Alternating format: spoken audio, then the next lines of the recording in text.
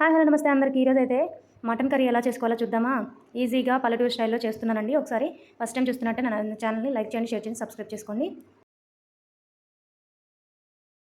First అయితే కడిగి పెట్టుకున్న మటన్ అయితే పక్కకు తీసుకోండి. పక్కన పెట్టేసుకొని కావాల్సిన పదార్థాలు ఏంటో చూసుకుందాము.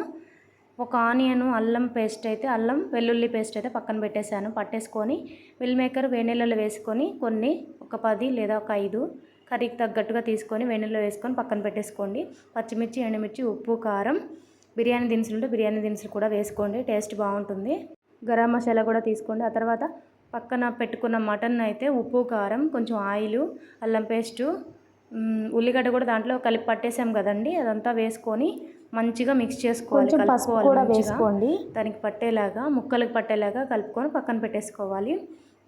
ఆయిల్ ఎందుకు వేసానంటే ముక్కలకు పట్టి తాలింపు వేసినప్పుడు మనం వెంటనే ఆయిల్ వేసి కలిపినప్పుడు మంచిగా ముక్కకు పడుతుంది.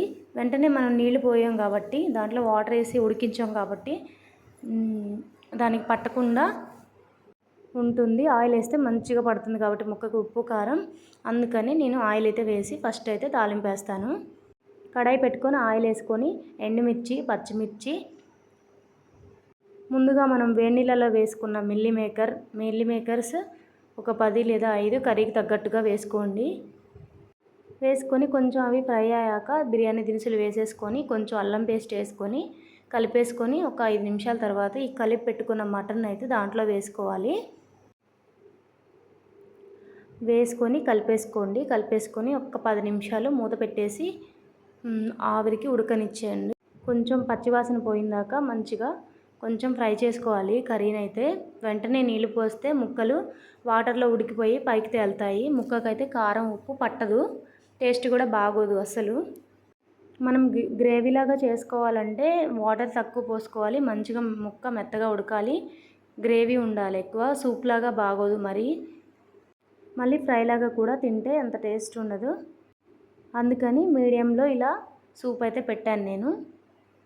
ముక్కలు వేసుకున్న తర్వాత అలా కలిపేసుకొని ఒక 10 నిమిషాల పాటు మూత అయితే పెట్టేసేయాలి. ఆవిరిపోకుండా ఉడకనివ్వాలి.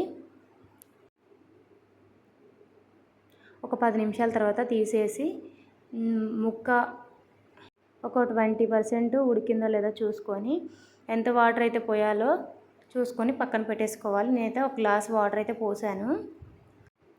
ఒక గ్లాస్ వాటర్ ఎందుకు పోసానంటే ఆల్రెడీ కొంచెం దాంట్లో వాటర్ అనేది ఉంటుంది కదా మటన్ పీసెస్లో, దానికి ఆవిరికి ఉడికేసింది ఇలాగా. ఆ తర్వాత నేను ఒక గ్లాస్ అయితే వాటర్ అయితే పోసాను. మొత్తం ఇలా పైన డైరెక్ట్గా పోయకండి, ఒక పక్కకు అనుకుంటూ పోయండి.